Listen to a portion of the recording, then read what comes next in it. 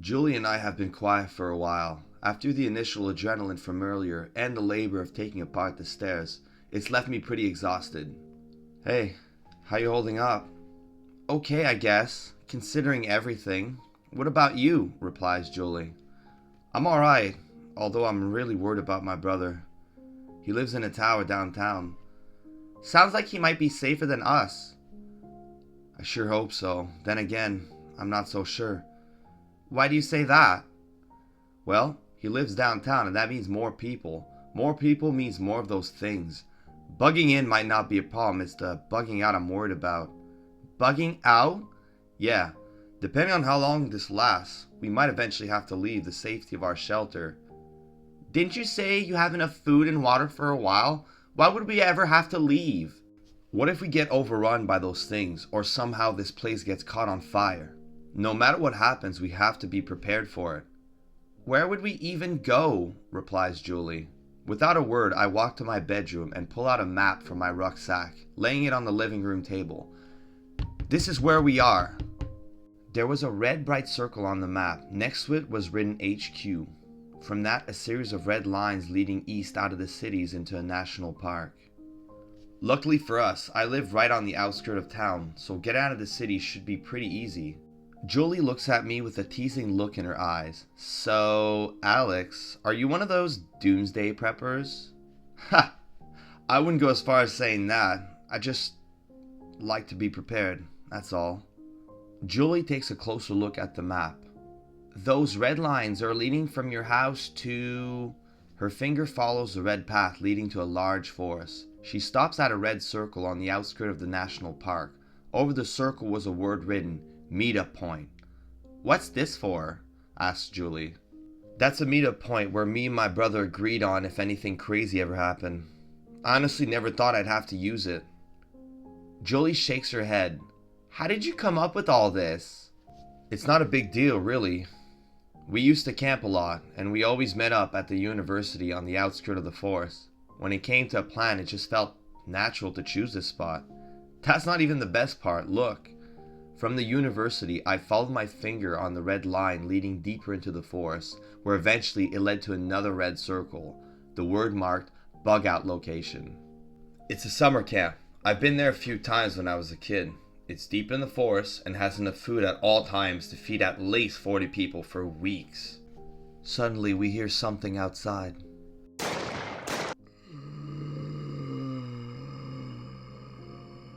Oh God, no! Ah! We both shudder in fear, a sudden reminder of our situation. I'm scared. Me too. You really think we can survive this? I can see she's holding back tears again. I think we have a better chance than most. I couldn't imagine having no supplies holed up somewhere, scared as hell not knowing what to do. Julie nods quietly. How about dinner? We should use what's in the fridge first in case the power goes out. That's a good idea. Maybe it'll help get things off our mind, replies Julie. Preparation for a meal was simple enough. I threw in what vegetables I had left with chicken and spices in a pot and put it in the oven to let it heat up. Do you think it's safe to use tap water to wash our hands? Asks Julie. I don't know, but why risk it? I have plenty of water in store. I hand Julie a bottle of water. From now on, we have zero contact with tap water. One mistake, and it can mean the end of our lives. What about rainwater, or from lakes? Asked Julie. I wish I knew. When the emergency system alerts went off, all the news stopped. It's like that was the moment shit completely hit the fan. Even the internet isn't working. I checked earlier. Damn. Hey, Julie. I know it's a little late to ask you, but you don't drink water from sinks, right? Ew, no. My parents always said it was disgusting. Although, I never thought it would save my life, replies Julie. Good. That's one less thing to worry about. What about you? I assume you'd be one of those things if you did, asked Julie. That's a good assumption. And luckily for me, I have my brother to thank for that. Almost drank some this morning. Julie takes a look at the door with the broken window. We gotta do something about that, mentions Julie. My mind was so busy with everything else, I've completely forgotten about the broken window. Right, good call. I'll use some of the planks from the stairs and board it up. I'll help, replies Julie. We take our time trying to avoid making noise. With each hit of a nail, I cringed on the inside. It was getting dark out there. I hit the last nail in when we heard something. Hello? Is anyone up there? We both froze in fear.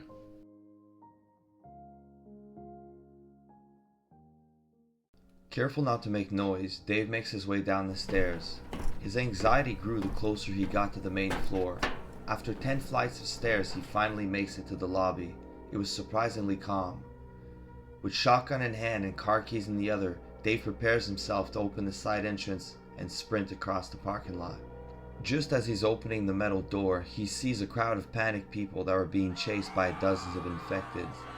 All Dave could do is watch as the creatures catches and violently tears apart the fleeing victims. It was one thing seeing it all happen in the middle of his living room. This shit was on a complete other level when it was happening right in front of you. Sensing an opportunity to slip through unnoticed, Dave opens the door and begins walking towards his car quietly. Walking outside was stepping into a world of chaos. The infecteds across the parking lot were too distracted to notice someone walking across. That was the case until one of them looked up and noticed Dave. It sprang up on its feet, sprinting towards his direction, the others not hesitating to join the chase. Dave runs for his car, managing to unlock and get inside before being surrounded. Just as he's about to close the door, an infected pounces at him. Not having time to react, Dave was helpless as the infected goes for his throat. No! For some reason it stopped inches away from biting him. Realizing the seatbelt was holding it back, Dave kicks the infected in the chest, launching it away from him. He closes the door just in time before another body comes crashing against his side. Before he knew it, the car was surrounded, including 2 infecteds on the front dash, smashing their faces against the windshield. Dave puts it in drive and steps aggressively on the gas. The vehicle storms through the infecteds, hurling both front attackers to tumble across the cement. The front windshield was covered in blood, which made it harder for Dave to see. Turning on the windshield wipers to wash away the blood, Dave takes a left out of the parking lot onto the main street. It was complete chaos. Crashed vehicles on every side of the street, corpses laying about, some were being devoured by things that used to be human. There was also a lot of people running in panic, being chased by those ravenous monsters. Dave easily manages to get past the crashed vehicles on the road, pushing through this nightmare. He eventually gets to a 4-way intersection. Taking a left, Dave can see some sort of police barricade. Slowing down, he checks for any police officers on site, when all of a sudden, an infected smashes his face through the driver's side window. Dave, barely having time to react, pushes himself away from the window, the creature's jaw missing his arm by just a few inches. In a state of panic, he steps harder on the gas pedal, accelerating the car to dangerous speeds. The vehicle smashes right through the metal chain link fence, hitting the infected right against its razor-sharp edges. It couldn't hold on and was pulled off the window instantly, leaving behind a trail of blood. The vehicle swerved out of control, but Dave, being a good driver, regained control of it before he crashed. Fuck, keep it together, you're almost there. Finally arriving at the veterinarian clinic, Dave grabs his shotgun and backpack and leaves the vehicle. Taking a look around, he couldn't spot any immediate threats. The front windows of the building looked intact, no signs of outside attackers. That's a good sign. I hope she's okay. Entering the building, Dave's nostrils were assaulted by a metallic stench of blood. Any hopes he had at this point was slowly dissipating away with each step he took. Maria! Where are you? The reception area was covered in blood. Behind the desk was a complete mess. Documents laying all around, and the computer monitor was also flipped on its side. Something could be heard from the back of the reception hall. With a huge crash, the door behind the desk breaks open. The infected woman rushes Dave, diving headfirst over the desk. With quick aim, he pulls the trigger. The blast sends her flying backwards, crashing against the wall. She started convulsing while choking on her own blood. It stopped moving after what seemed like forever. Examining the infected woman, Dave notices she was missing part of her right hand, as if it's been chewed on by something with a smaller jaw. With his weapon pointed forward, Dave makes his way behind the counter, slowly inching his way through the broken doorway. He sees a hallway with 2 doors on each side. At the end of the corridor was another door with the sign marked Recovery Room. The rattling sounds were coming from it. There was a bloody handprint mark sliding alongside the hallway. With no time to waste, Dave checks both opposite doors. Nothing, just empty examination room that only leaves the door where the rattling sounds are coming from. With each step he took towards it, the sounds were getting louder.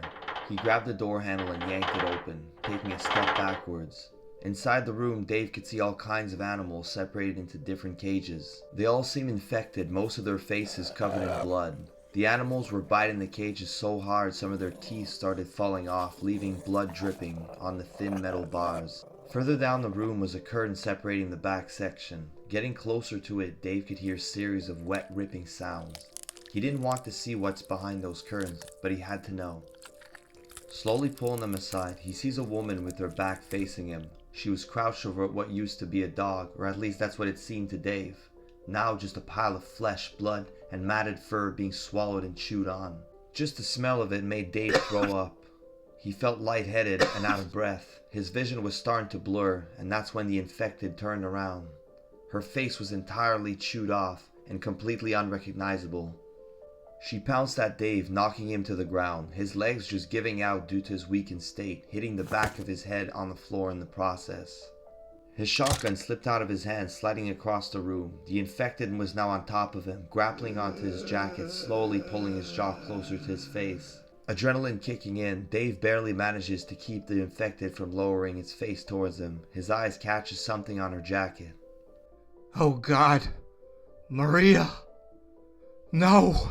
The name of his wife was marked on the bloody jacket she was wearing. Her jaw were inches away from biting his face. That's when a surge of strength entered his body. He managed to pull her far enough from him so he can roll over to a position where he's on top. She tried to bite him several times during the process. Dave felt horrible for Maria. The compassionate part of him wanted to help her, but his survival instincts were greater than his affection for his wife. Without thinking, he puts his left foot on her chest and manages to pull himself in a standing position with her still on the ground. She never stopped trying to attack him the entire time, which made the next part a lot easier for Dave. With no hesitation, he stomped on her face. With each smash of his shoes against her face, it became more caved in until Dave heard a sickening crack. She wasn't moving anymore, blood forming all around her. The sight was unreal. Dave's vision was starting to blur again, and finally, darkness took over as he blacked out and faints.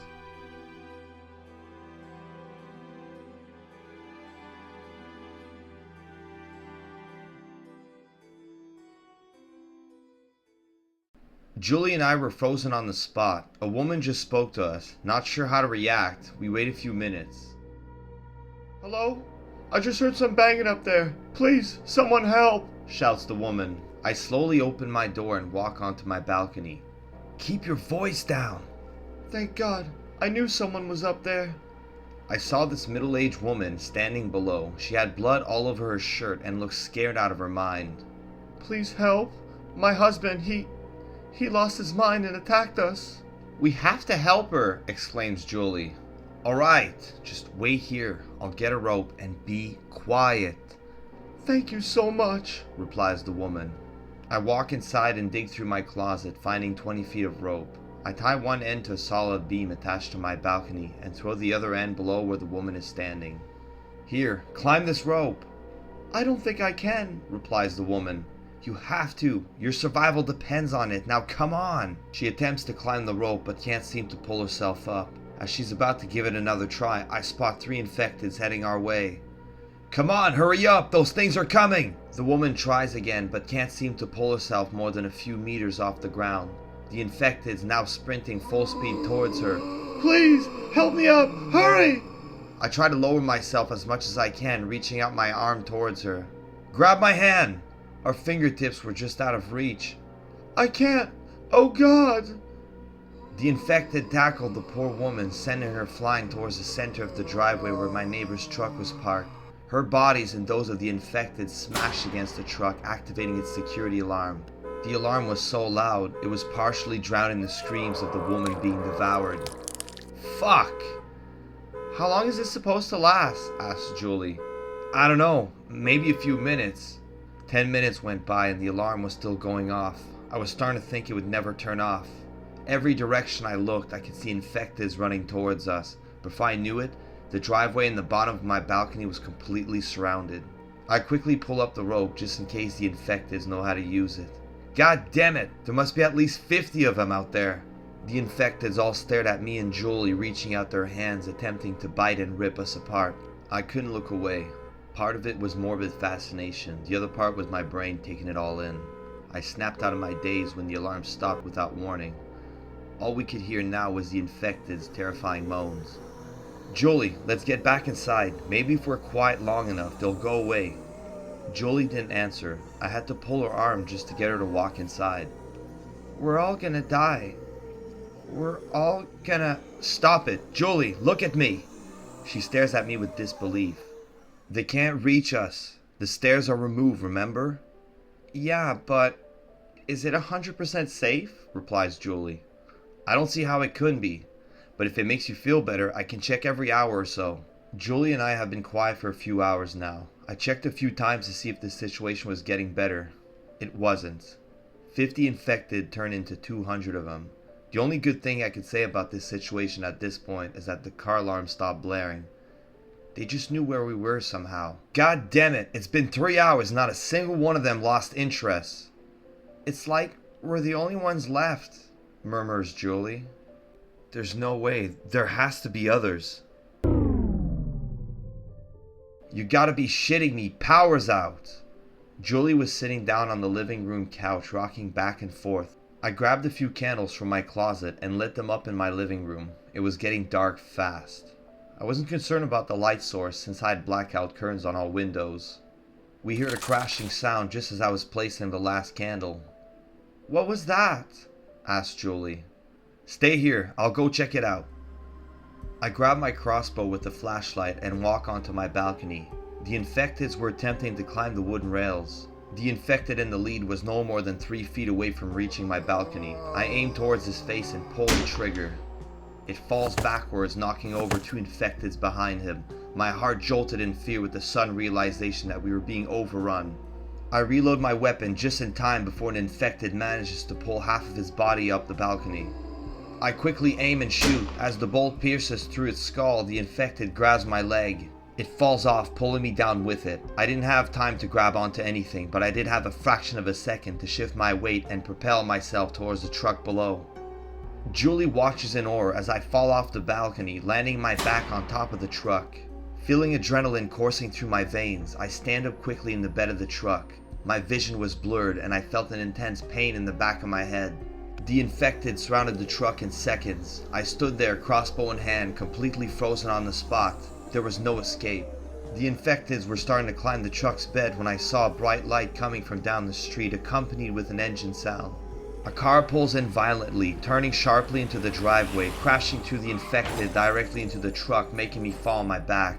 Those things climbing the truck were crushed by the impact. As I'm trying to get back on my feet, I hear a familiar voice. Jump on my car, bro!